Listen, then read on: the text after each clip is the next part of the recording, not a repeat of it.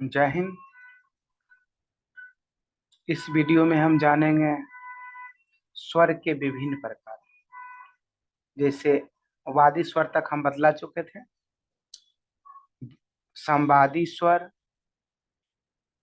विवादी स्वर, अनुवादी स्वर, वर्जित स्वर, कण स्वर, ग्रामनी स्वर आदि के बारे में हम जानकारी प्राप्त करेंगे। प्रारंभ करते हैं।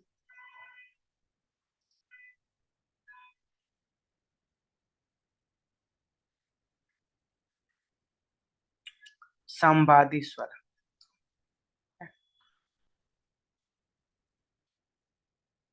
वादी स्वर तक हम बतला चुके थे। संवादी स्वर, संवादी स्वर राग के प्रमुख स्वर के अतिरिक्त भी एक स्वर होता है। राग के प्रमुख स्वर को वादी स्वर कहते हैं। राग के प्रमुख स्वर को वादी स्वर कहते हैं। लेकिन राग के में प्रमुख स्वर अर्थात राजा के किसी भी राज्य में राजा के अतिरिक्त भी एक प्रमुख आदमी होता है ना, जो कि राजा के अनुपस्थिति में वो कार्यकाल संभाल सके। तो राग के प्रमुख स्वर के अतिरिक्त भी एक स्वर होता है जिस पर राग के स्वरूप का निर्धारण किया जाता है। राग में प्रमुख स्वर के अतिरिक्त भी एक स्वर होता है जिस पर राग के स्वरूप का निर्धारण किया जाता है, उसे संवादी स्वर कहा जाता है। राग में प्रमुख स्वर के अतिरिक्त भी एक स्वर होता है जिस पर राग के स्वरूप का निर्धारण किया जाता है, उसे संवादी स्वर कहते हैं। इसे उपवादी स्वर भी कह सकते हैं। ठीक है, संवादी स्वर को उपवादी स्वर भी कहा जाता है या कह सकते हैं। संगीत समय सार के अनुसार ऊपर बतला चुके हैं। संगीत समय सार के लेखक पार्श्वदेव हैं।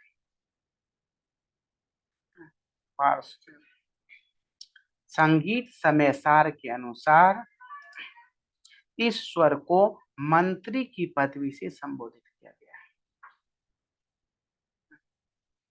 संगीत समय सार के अनुसार इस स्वर को मंत्री की पदवी से संबोधित किया गया है। वादी स्वर को राजा कहा गया है, संवादी स्वर को मंत्री कहा गया है।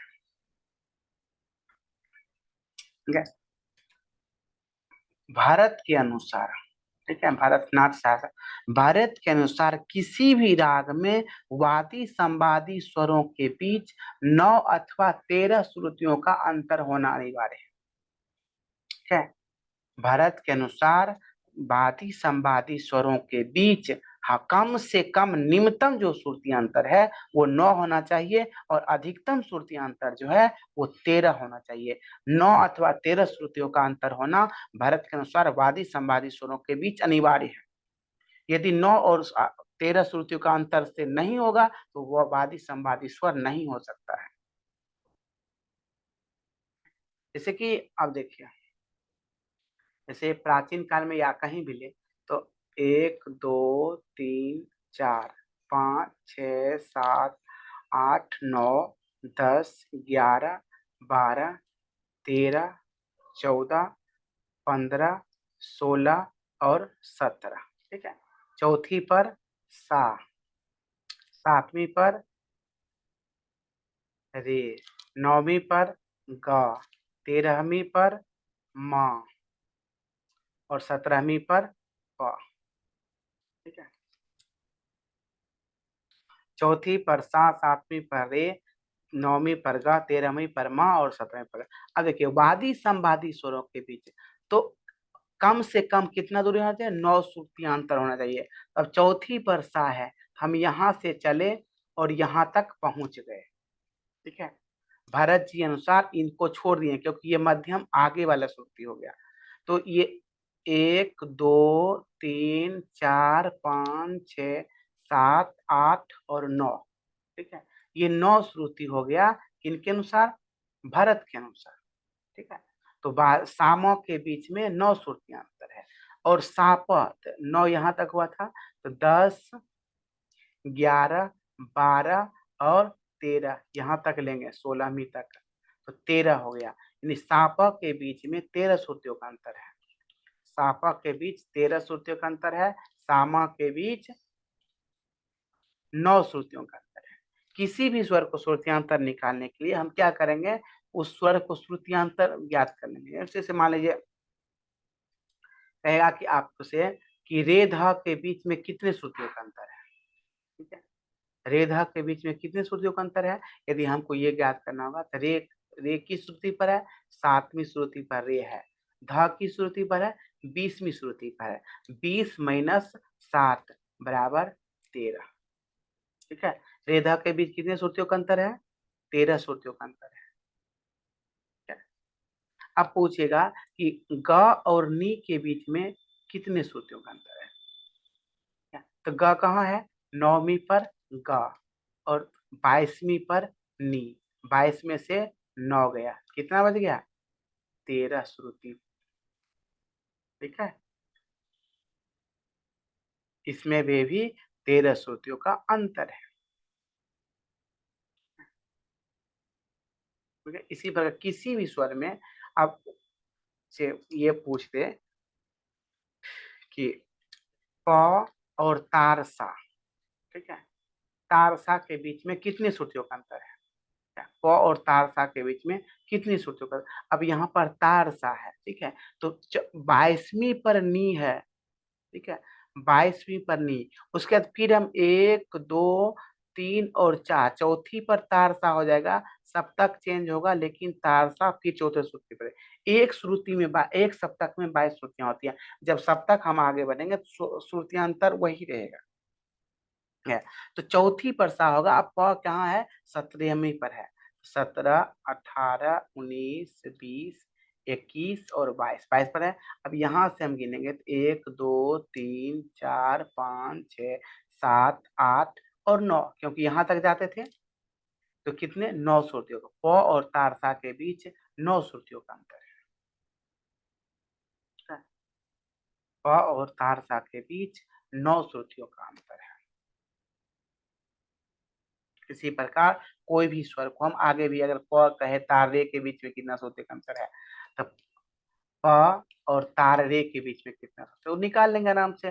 7वीं पर फिर रे हो जाएगा, तो 22 7 29, ऐसा टोटल श्रुति हो गया 29, क्योंकि 22 पर नी है। फिर हम 1 2 3 4 5 6 7, 7वीं पर रे है ना, तो यहाँ 22, टोटल 22 23 24 25 26 27 28 और 29 तक जाएंगे हम,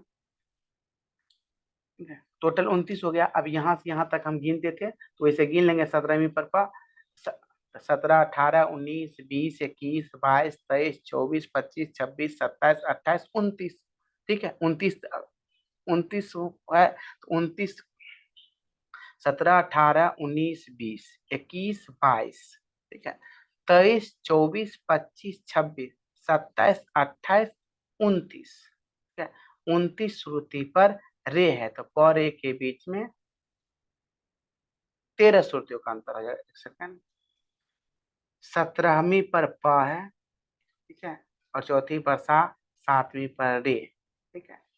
तो 22 17 18 19 20 21 और 22, 1 2 3 4 5 6 7 7 8 9 10 11 12 13,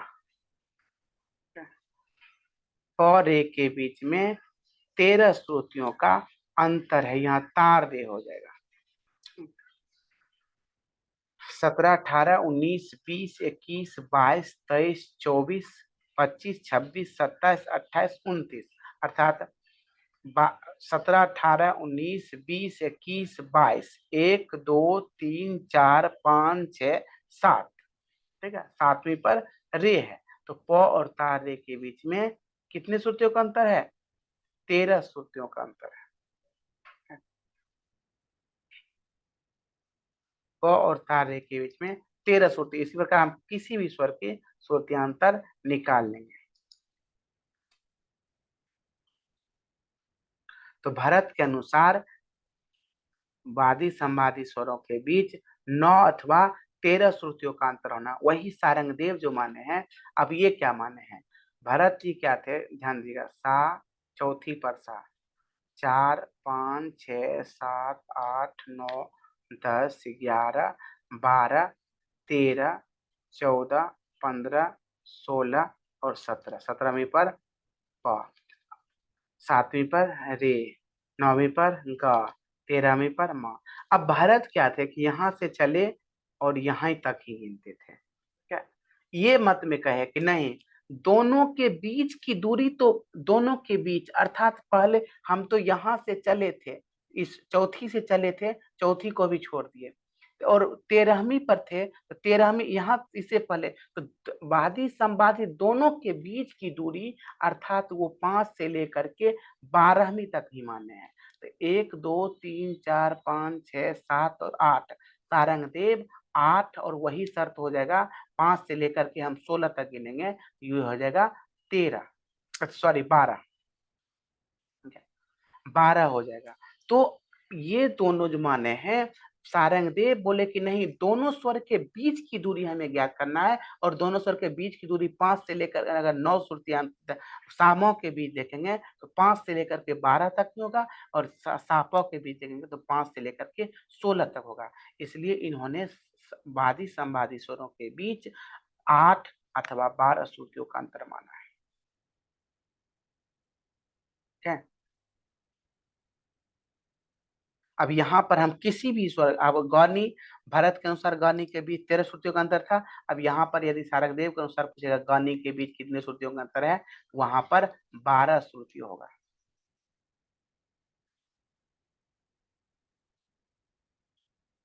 ठीक है, यहाँ पर गौनी जो होगा ये 12 श्रुतियों का अंतर पे होगा। ध्यान रखेंगे, जहां पर 9 हो रहा है भरत में, वहां पर वो, अब भरत में प और तारसा के बीच 9 हो रहा था, इसमें हो जाएगा 8 हो जाएगा। दोनों स्वर, वादी संवादी स्वर सप्तक के एक ही भाग से नहीं हो सकते हैं। सप्तक के 2 भाग होते हैं, सा रे ग म प, ठीक है, और म प ध नि सा, ये 2 भाग है। इसको कहा जाता है पूर्वांग और इसको कहा जाता है उत्तरांग। पूर्वांग, अब ये देखिए म और प दोनों में है, ये म प को उभयनिष्ठ माना जाता है। ठीक है, अब यदि वादी स्वर प होगा, ठीक है, प होगा, किसी किसी राग में है जैसे नंद, नंद सापा है, कोई परे, छाया नाट्य, ठीक है, छाया नृत्य में भी परे माना जाता है। तो प और रे हुआ, तो प रे हुआ, तो प इसका नहीं हुआ, प इससे लिया जाता है। ठीक है, किसी के जैसे बागेश्वरी म सा, तो म और सा, तो म सा यहाँ नहीं हुआ, म सा ये मध्यम जोड़ा जाता है। ठीक है, म प दोनों में है, इसलिए ये विवादी है। बाकी सारे ग और धनी, धनी सा, ये है कि मतलब फिक्स है। सारेगा पूर्वांग और धा उत्तरांग में, मापा दोनों में है, इसलिए ये विवादी होता है। कहीं म वादी तो नी भी संवादी हो जाता है, मौवादी तारसा भी संवादी हो सकता है, और मौवादी ये भी साथ संवादी होता है। तो हम देख लेंगे कि अगर जिस राग का वादी स्वर यदि मध्यम है, तो अब मध्यम पूर्वांग का है या उत्तरांग का है, तो ये जानने के लिए हमें संवादी स्वर की आवश्यकता होती है। संवादी स्वर मान लीजिए म और सा, ठीक है। अब कुछ अगर म मध्य सा है, बागेश्वरी में म सा है, तो अब बागेश्वरी में क्या, ये मध्यम जो है वो पूर्वांग के नहीं बल्कि उत्तरांग का मध्यम लिया है। और वही यदि मान लीजिए जैसे ये परज, परज का प और सा शायद है, तार सा, ठीक है, प तार सा है परज में, तो ये क्या हो जाएगा कि यहाँ पर ये पंचम जो लिया है, ये पूर्वांग का पंचम लिया है, उत्तरांग में सरज। ठीक है, गणित तो क्लियर है। ठीक है, इस प्रकार हमें ध्यान रखना पड़ेगा। सप्तक के वादी संवादी स्वर सप्तक के एक ही भाग से नहीं हो सकते हैं। वादी इधर से होगा, संवादी उधर से होगा, संवादी उधर से होगा, वादी इधर से होगा। ठीक है। उसके बाद है अनुवादी स्वर। ठीक है। राग में वादी और संवादी स्वरों के अतिरिक्त भी अन्य प्रमुख अर्थात राजा और मंत्री के अतिरिक्त जो स्वर होता है, वादी स्वर को राजा कहा गया, संवादी स्वर को मंत्री कहा गया। तो वादी संवादी के अतिरिक्त जो स्वर होता है उसे अनुवादी या उपसंवादी स्वर कहा जाता है। वादी संवादी के अतिरिक्त जो स्वर होता है उसे अनुवादी या उपसंवादी स्वर कहा जाता है। संगीत समय सार में इस स्वर को प्रजा की पदवी दी गई है। ठीक है। संगीत समय सार में इस स्वर को प्रजा की पदवी दी गई है। किसी राग में मान लीजिए जैसे कि किसी भी राग में अधिक कम से कम 5 स्वरों का होना अनिवार्य है। जैसे भोपाली हो गया, सा रे गा पा धा सा। ठीक है। अब भोपाली का वादी स्वर ग और संवादी स्वर धा। ठीक है। तो ग ध ये वादी संवादी हो गया। बाकी जितना स्वर बच गया, मान लीजिए सा रे और प ये बच गया, ये 3 स्वर क्या हो गया, परजा हो गया। ठीक है। क्योंकि किसी भी राग में वादी संवादी होगा ही। तो वादी राजा, संवादी मंत्री और वादी संवादी के जो भी स्वर बच गया शेष, वो सब क्या आ जाता है, वो सब प्रजा में उस सभी को अनुवादी स्वर कहते हैं। ठीक है। इसे उपसंवादी भी कहा जाता है और इसे अनुवादी स्वर कहा गया है। ठीक है? अब यमन में ये सब ऐसे नहीं पूछना चाहिए, लेकिन यमन सारे गामा पा धा नि सा जानते हैं। अगर कह दे कि अनुवादी स्वर की संख्या कितनी है, अनुवादी संपूर्ण जाति है 2 स्वर छांट दीजिए, 5 स्वर अनुवादी हो जाएगा। ठीक है। अगर साधव जाति की राग है, अनुवादी स्वर पूछे तो 2 स्वर छांट दीजिए, किसी भी राग में 2 स्वर छांट दीजिए, तो जो जितना शेष बचता है वो जाति राग की जाति ज्ञात कर लेंगे। राग की जाति यदि साधव है तो वादी संवादी होगा ही, शेष जो स्वर बचा उसे क्या कहेंगे, अनुवादी कहेंगे।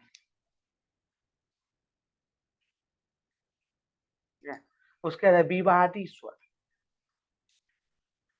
विवादी स्वर, तो जिन स्वरों के प्रयोग से राग की सुंदरता नष्ट होती है।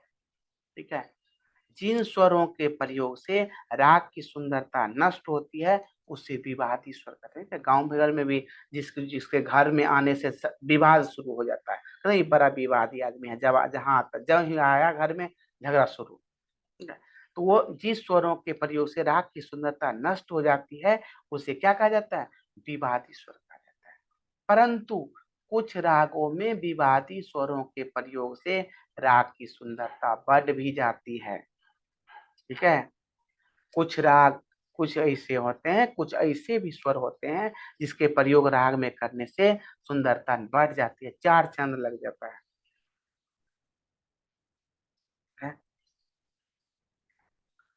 इस स्वर को शत्रु की संज्ञा दी गई है। विवादी स्वर को शत्रु कहा गया है। जो ही ये प्रवेश किया राग में उसकी सुंदरता खत्म, इसलिए इसे क्या कहा गया है, शत्रु कहा गया है। वर्जित स्वर। ठीक है। वर्जित स्वर, जिस स्वर का प्रयोग राग में नहीं किया जाता है। ठीक है। जिस स्वर का प्रयोग राग में नहीं किया जाता है उसे वर्जित स्वर कहते हैं। जिस स्वर का प्रयोग राग में नहीं किया जाता है उसे वर्जित स्वर कहते हैं।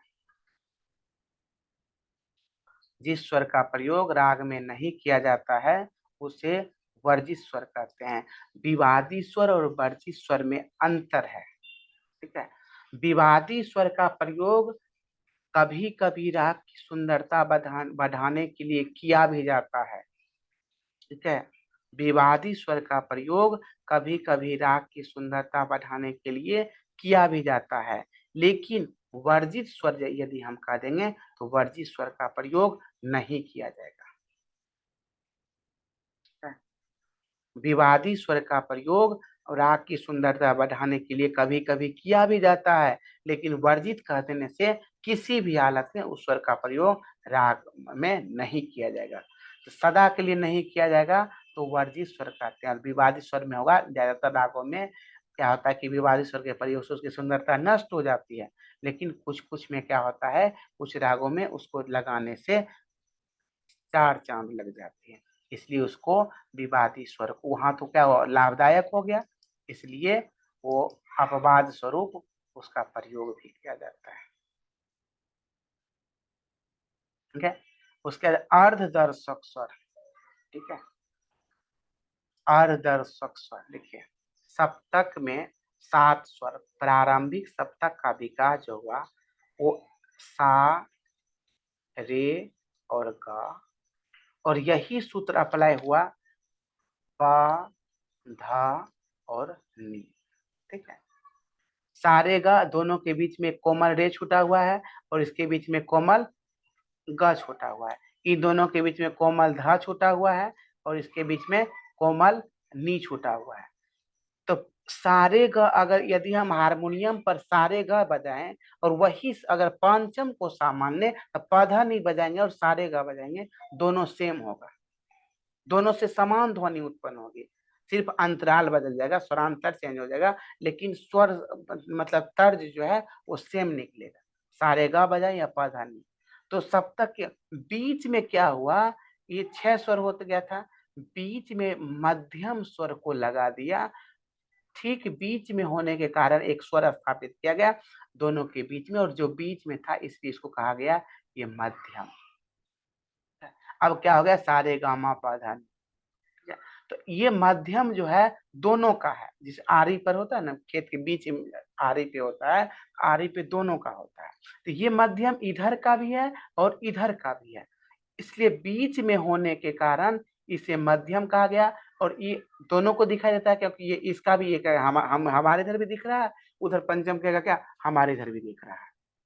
ठीक है, तो दोनों तरफ को ये दोनों दिखाई देने के कारण इसीलिए इसको अर्धदर्शक, अर्थात आधा हमारे ओर दिखाई दे रहा है, आधा उसकी ओर दिखाई दे रहा है, आधा सारे ग की ओर दिखाई दे रहा है, आधा पधा नी की ओर दिखाई दे रहा है, इसलिए कहा गया अर्धदर्शक, माने आधा दिखाई देता है।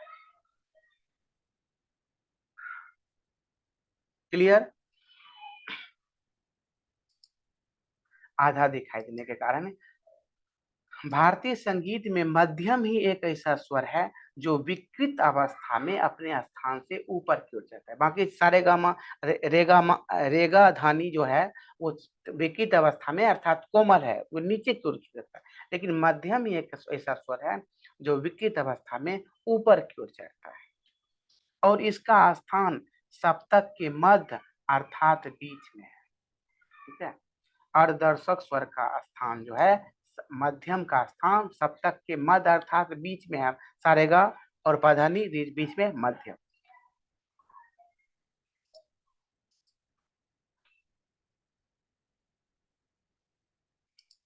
मध्यम की शुद्ध एवं विकृत अवस्था को पर ही रागों का गायन समय निर्भर करता है।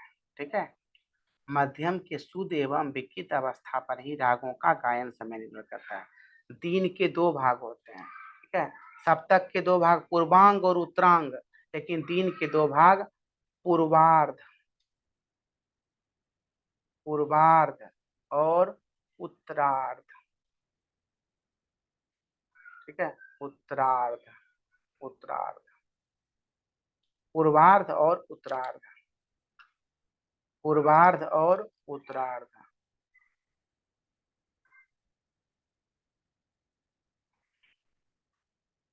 पूर्वार्ध, उत्तरार्ध। ठीक है, पूर्वार्ध, पूर्वार्ध का समय दिन के 12 बजे से रात्रि के 12 बजे, 12 बजे। ठीक है, और उत्तरार्ध रात्रि के 12 बजे से दिन के 12 बजे तक, 12 बजे। ठीक है, पूर्वार्ध का समय जो है दिन के 12 बजे से रात्रि के 12 बजे तक। ठीक है, पूर्वार्ध का समय दिन के 12 बजे से रात्रि के 12 बजे तक, और उत्तरार्ध का समय रात्रि के 12 बजे से दिन के 12 बजे तक। पूर्वार्ध का समय दिन के 12 बजे से रात्रि के 12 बजे तक, और रात्रि उत्तरार्ध का समय रात्रि के 12 बजे से दिन के 12 बजे तक।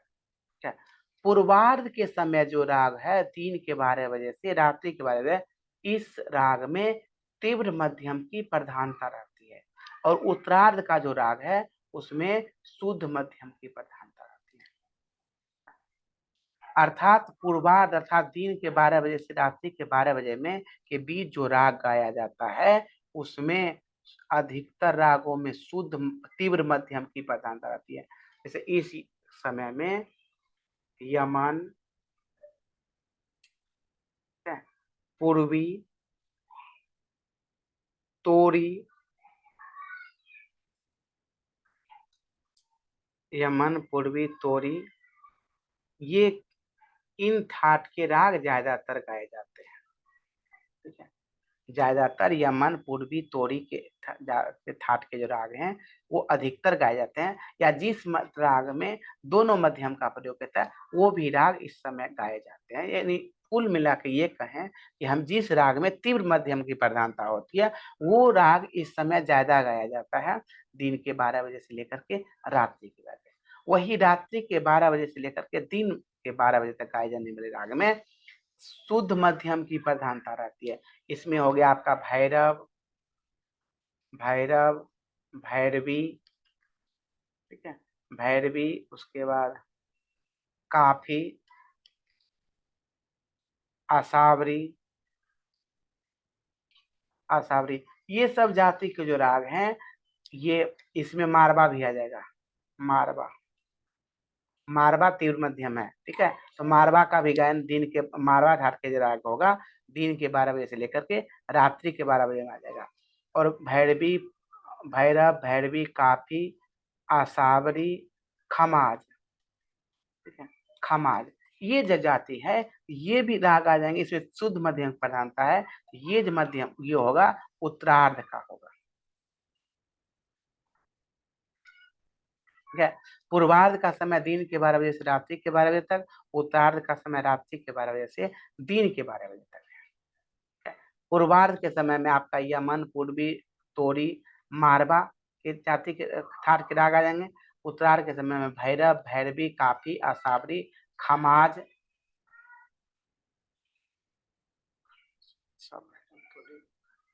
भैरव, ये सब जाति के राग इसमें आ जाएंगे आपका उत्तरार्ध। क्लियर? तो जिन रागों में तीव्र मध्यम का प्रयोग किया जाता है उसका गायन समय दिन के 12 बजे से रात्रि के 12 बजे तक के बीच होगा, और जिन रागों में शुद्ध मध्यम का प्रयोग किया जाता है उसका गायन समय रात्रि के 12 बजे से दिन के 12 बजे के बीच होगा।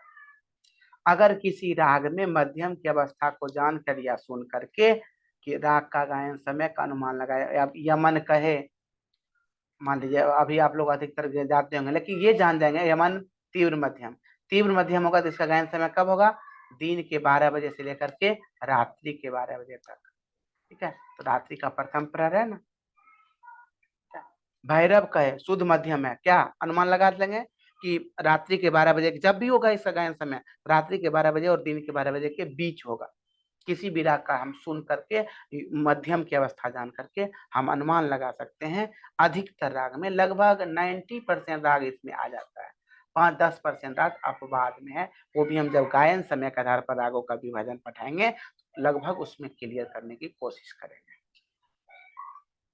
इन्हीं विशेषताओं के कारण मध्यम को अर्धदर्शक स्वर कहा जाता है।